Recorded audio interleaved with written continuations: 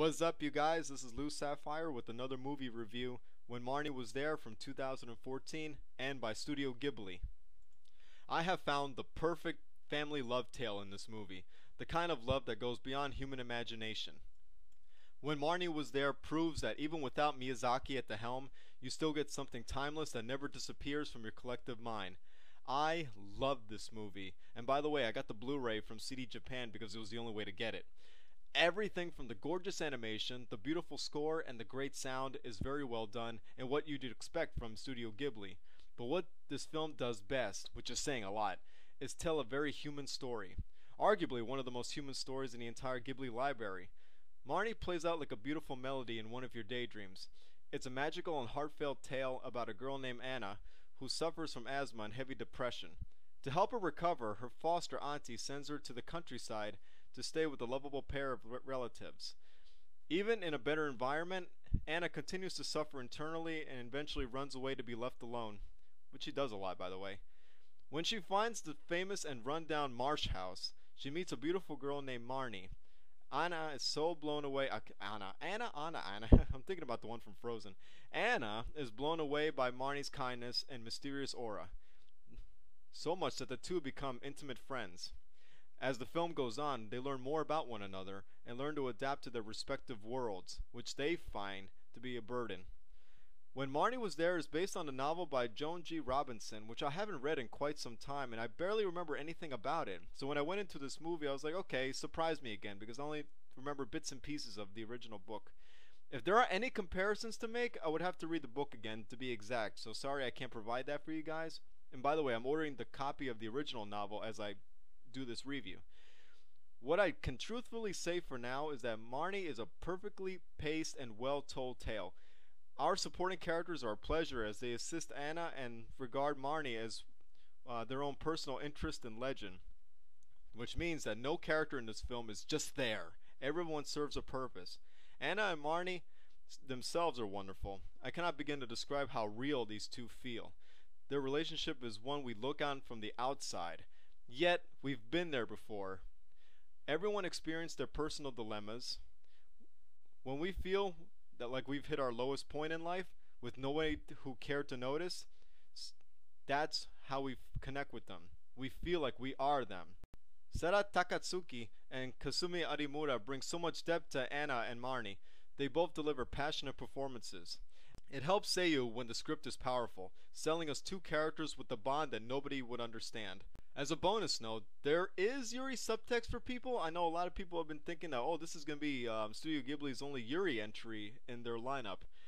It's not heavy, to be honest. It's nothing official either, but it is there. I mean, the imagery of Yuri is in this movie. The ending explains why it's not official, as you might be thinking from the trailers. I wasn't even disappointed with the reason why Anna and Marnie didn't become a staple.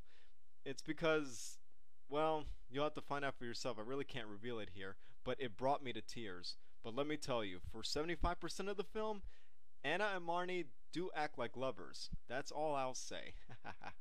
But really, seriously, it's awesome. I wish I could talk about this film in heavier detail, but kind of like Pinocchio, Wolf Children, Sailor Moon R the movie, Madoka Rebellion, Cinderella, the 1950 version, Hunchback of Notre Dame, and even from Studio Ghibli's own lineup, Princess Mononoke. When Marnie Was There is not an animated movie, it's an experience. One in the most realistic way possible. In fact, it's the perfect summer movie. It's one of those movies where a character goes somewhere to forget about their problems or to heal, but they have the most magical time at this place when originally they didn't think they were going to have any fun to begin with. And then when they leave, they carry those precious memories of that place forever, because that experience changed their life forever. When we see Anna grow into a much stronger person throughout the movie, we see that the trip wasn't a waste for her.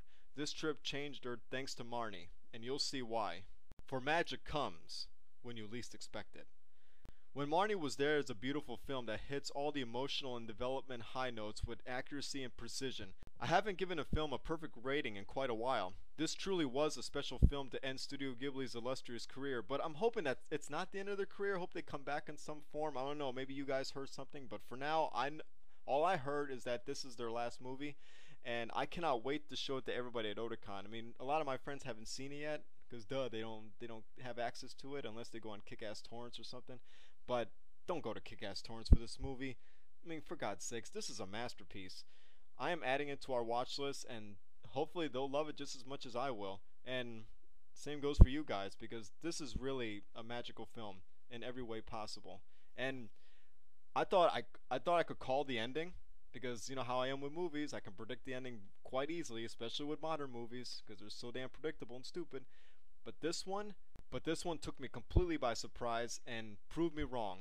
I'm giving it 5 out of 5, better than Sex rating for me. You know, the old Spillcom rating. It's just nothing wrong with it. It nails everything that's great about Studio Ghibli, even without Miyazaki. Has great storytelling. The pacing is wonderful.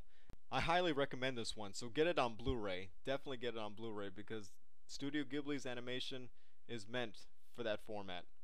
Well, thanks for listening. And for those who have been asking about my Salem and Crystal reviews, I'm so sorry I haven't been able to update on those. I've been so damn busy. The only reason I'm pushing when Marnie was there is because I just want to give quick thoughts, not a full-on detailed review. But I have been watching Salem and Crystal lately, and Act 19 completely blew me away. One word, Setsuna. For Sailor Moon fans out there, that means a lot, and especially means a lot to me. So yeah, check out when Marnie was there. It's definitely my favorite Studio Ghibli movie of all time, topping legends like Princess Mononoke and Spirited Away. I mean, this was. I mean, it's not wacky like them in most Ghibli movies. I mean, I know when Miyazaki was around, a lot of his work was like had that wacky storytelling. I mean, it's not really wacky. I mean, Japanese storytelling is different from Western storytelling, but it was always like too. It was. I always called it nice to look at, not visually easy to follow. But Marnie was there was so human, very down to earth that I was able to follow it and really digest everything that happened in it.